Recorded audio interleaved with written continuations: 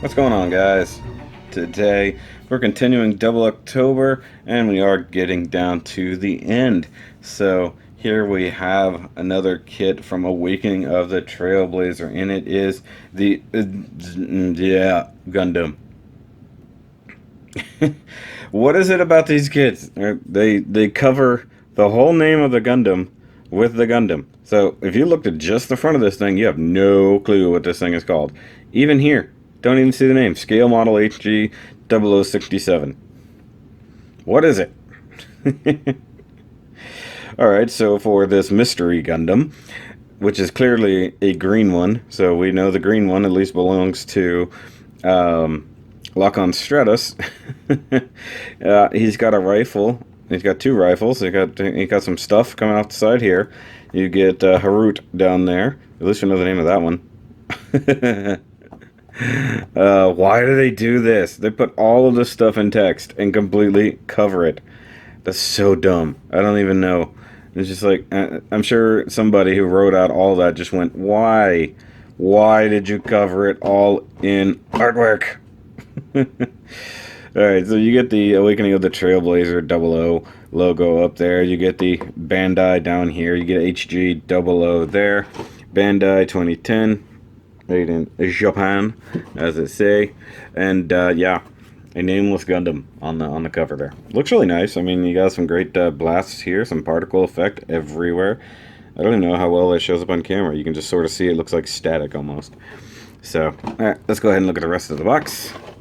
Come to this end of the box, and you see that this particular Gundam that is obviously very green has a gun. He has another gun. Stuff happens.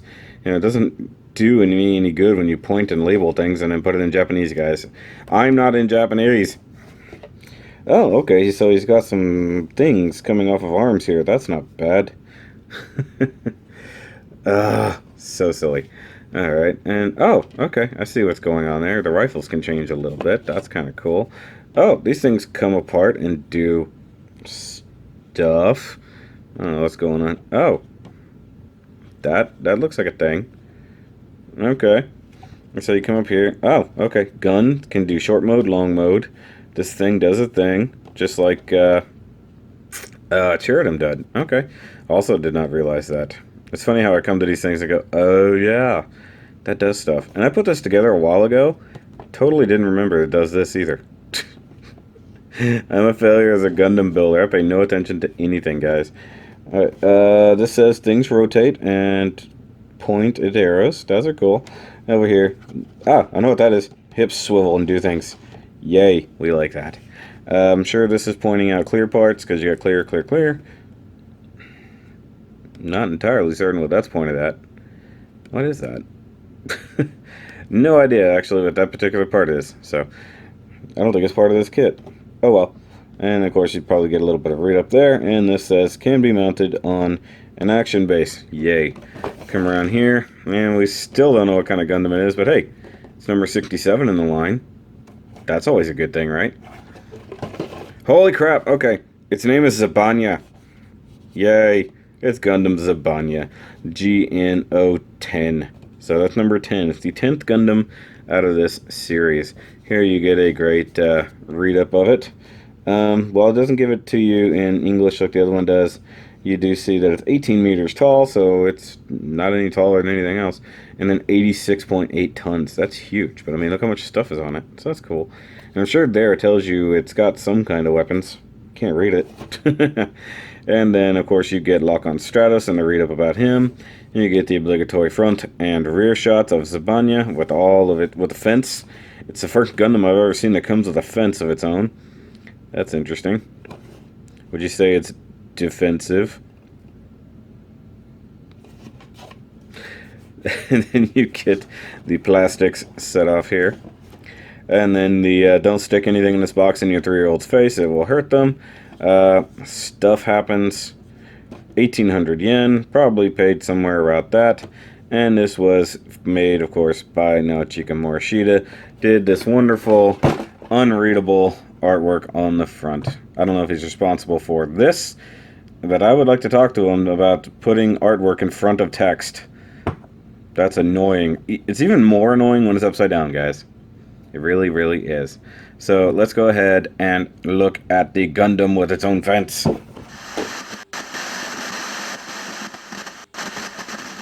Alright guys, now we have Zabanya out of its box and or display and looking like it has a fence. I'm sorry, it's all I can see now. It seriously, it has a fence. If you painted it white, you could call it the White Picket Fence Gundam. It's just so funny. It just is. I do like this kit though. It is it's severely bulked up compared to its predecessors, but let's give it a quick little walk around here if I can. I have to use the other kind of stand here this time, guys, because we don't have enough stands to go around. Of course, you see what happens behind the other side of the fence here. And like some of these details are actually pretty dark. You'll see them better when we look at it up close. Alright, go ahead, pull that in like this. And of course, because this is Lock-on Stratus' suit, he is a sniper again, or at least a weapons expert, because in reality he doesn't do a whole lot of sniping in this mode. I'll be totally honest. From the Awakening of Trailblazer movie, he's not really sniping so much as he just has two big guns. So that's about it. So these really nice rifles hanging out here, and of course these do serve a purpose. We will talk about that when we get to the gimmicks and weapons. But for right now, let's go ahead and take a closer look. Pull it off the stand. And it does have the standard crotch bag. Sorry, I'm going to bump the camera a little bit here. I'll go ahead and take the rifles out of his hands. Make my life easy. Alright. So let's get a close-up on the head. And you can sort of see it has a couple, similarities to its predecessors. It's got a little bit of the really wide V-fin that they were known for, and the large head crystal, which is also main camera. That's pretty neat. I do believe that was an actual sticker right under there. You can see the green dot. I may have painted it. I can't tell anymore. It's just a nice shiny metallic green. You do, of course, get the metallic green for the eyes as well. You get some stickers to cover up these little parts right here. That's actually pretty obvious that those are stickers. Stands out more than the rest. There's a couple problems, like right here, top of the shoulders here. That's all white, and it's supposed to be green to match. I don't know why they didn't just give you the part for it. I don't think it even came with the stickers for that. You just had to kind of paint match it. And then a few other parts that had to be painted along the way just to make it look right. Just a couple dark dabs of my favoriteest dark gray ever. Right there and right there. And then each one of these right here all have that as well.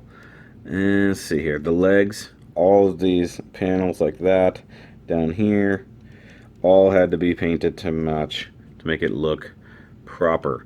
And that's one thing that I'm sure is a recurring thing you've noticed in the 00 line. You do have to do a lot of touch-up paint to make it accurate. Same thing right under here. This whole bottom of the arm needed to be gray. Same thing with that shoulder you can't see because the shield was in the way. Just like that. And come around to the back side here. And you see the obligatory GN verniers painted gold. Actually, that was like the top of my gold marker game right there. Look how shiny that is. Like some of the gold markers I've had over the years, that was one of the best ones. Like it is just that good, like straight out of there. That's just crazy good. And then of course you can see a couple silver dabs there for those, hinge joints for the shield thingies, the fence, as it were.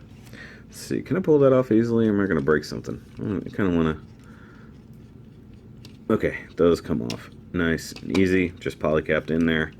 It'll just make it a lot easier to show off articulation with less things hanging off of the body. So let's go ahead and close that. Alright, let's talk articulation. Okay, the head is of course mounted on the standard double ball joint polycap. And it might be able to rotate all the way around. Let's see here. Get the shoulders out of the way, make my life easy. Oh yeah, just a little bit of finagling. You can get it to go all the way around. Like so, except actually, you can see just in there, the neck itself is completely rotated. Let's see if I can get it facing the right direction again. Come on. Come on, guy. Just rotate all the way around for me. Alright, so now the head is facing the right direction and snapped back into place. And he can, of course, turkey neck. At least he could before I messed with it. There it goes. Okay. Good enough, guys. Good enough. Alright, and then the shoulders are the standard captured ball joint polycaps. But because his chest is so big, he doesn't get a ton of shrug. That's okay. He gets enough. Of course, the arms go all the way around. There's no giant backpack in the way. No giant butt pack at this point. He can reach up about that far before everything gets in the way. It's kind of pitiful, but it's okay. He's a sniper. He doesn't need to reach upward. Okay, you get bicep rotation. You get elbow that only goes to about 90 degrees. You can see realistically it's locked in right there. That's as far as it will go. And then you get normal wrist articulation. Then you get tiniest bit of extended wrist articulation. Then you knock the back of the hand off.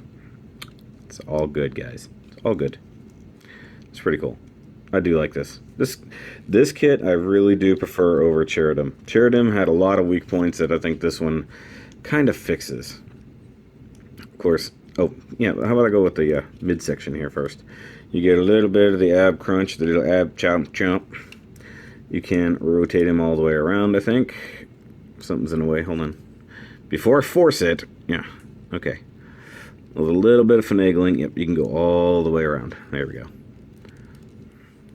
So, come down to the hip skirts. Side skirts are a little ball joint as usual.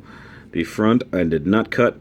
Now I wish I had. I probably always could just separate it and go back in there and cut it.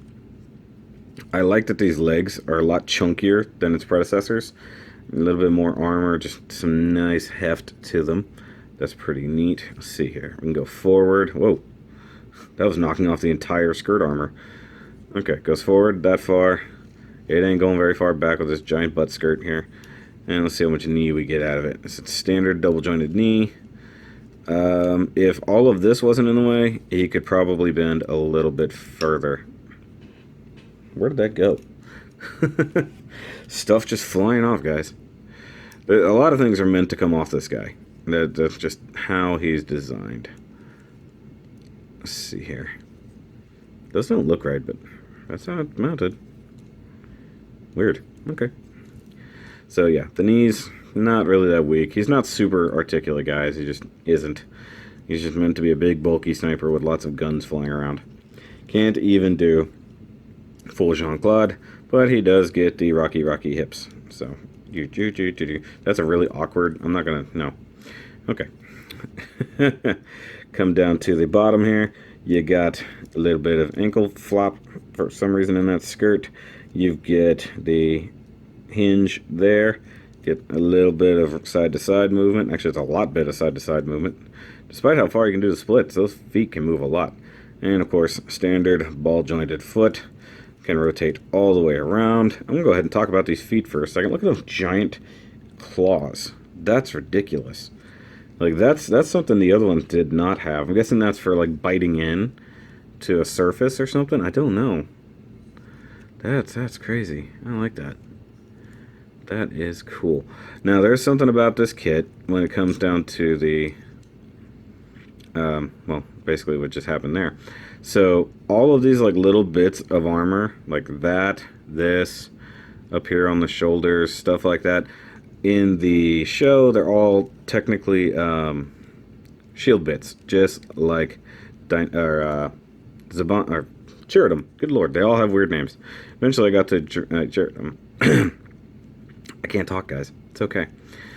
And, yeah, so they all kind of fly off and can either be weapons in their own right or shield bits. And speaking of little bitty weapons in their own right, you saw this on the box art, but he has a couple little chest rockets here, little GN rocket launchers. I do like that, and of course you get a little bit of where the GN drive would be hiding right inside the chest there. So that's pretty cool. I do like that. I completely forgot that it had that gimmick. I'm not even gonna lie to you guys. I do tend to forget a lot of these things because, well, if I never use it, I don't know. Okay, set him off to the side, or to the back, whatever. Talk about his guns. He's got 2 twin GN rifles here. Nowhere near as big as his old sniper rifle. Actually, not even as big as the last GN sniper rifle. But they are pretty powerful. I'm guessing the way that this is designed, since you see it on a lot of Gundam suits, really amplifies the power. Now, they do come apart, and they become very similar to the Cherudim's gun blades, or whatever you want to call them. So they're smaller. They're also a blade here. I think this is technically supposed to be tinted, but it is what it is. And this is a big sticker here, and a couple little dabs of paint. The handle does put away, and you store it just like that. Handle goes away like that. So these can technically fly around like this as rifle bits, but not with this display.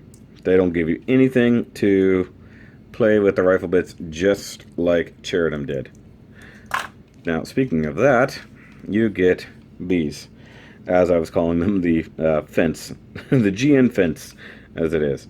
So every one of these things is technically supposed to be a giant shield bit, but also inside is supposed to be rifle bits. So you actually have to pull the tip off, but you can totally tuck the rifle right in there in a nice little holster. Now, it would be amazing if they actually gave you all of that. So just this first one, how do they snap together?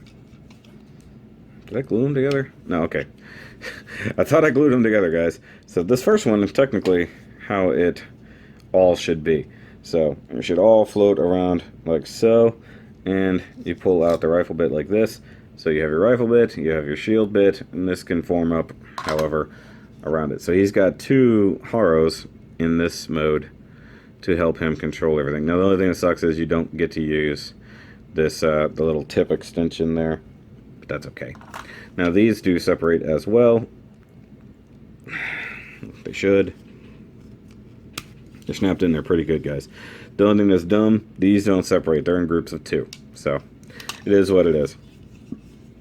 And actually, in covering articulation, back here, the actual binders that hold them on, you do get a ball joint right there. It can technically swivel this way, and then the ball joint here that plugs onto the backpack, or butt pack technically, can swivel as well. Hold on, I gotta make sure I line everything up right, or else this will not go. So he can sort of maneuver these in a spread formation. You can rotate it a little bit, so if these had holes, they would be shooting forward with a whole lot of rifles all at once. And then everything sort of has a locking position too. If you come back here, you see you can sort of snug that up and it won't turn. Pull it out and it can turn a little bit. But also back here, you can see where it's got that tab in that slot. You can turn it like that for some reason. I don't know. I don't know, guys. Sometimes they just do things.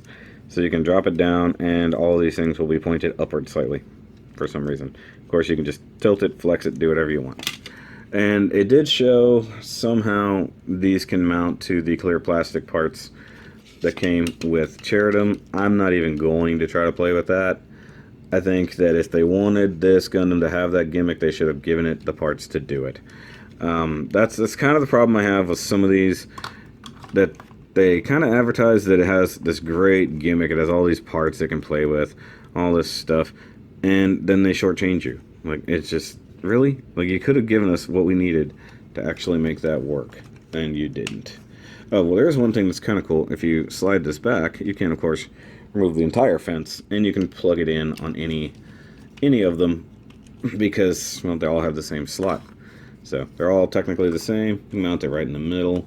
You can mount it to the back, however you want. So you can do it like so, or like so, or whatever. It does balance a lot better if you have it all the way to the back at first, like this.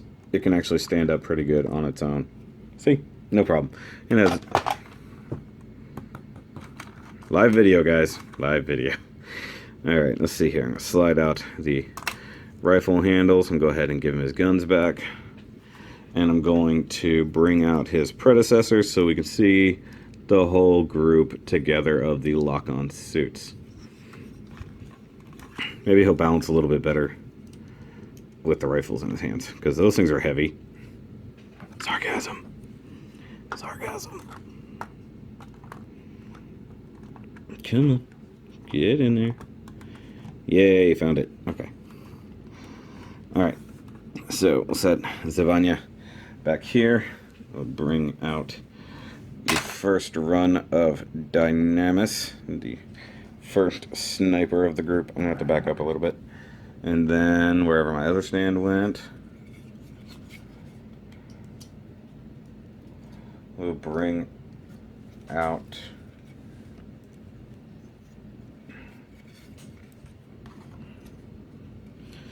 Cherudim. Wow, he's wonky. I don't know what happened there. He just wanted to not be in the right position when he came out on camera. What is going on with you, Cherudim? Come on. There we go. Get everything positioned.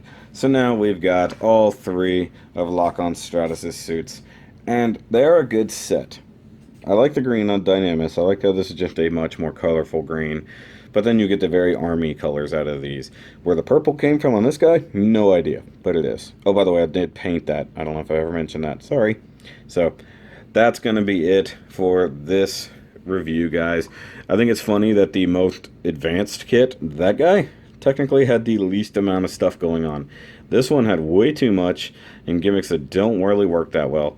This one is just plain and simple, but slightly complicated at the same time. I don't understand it.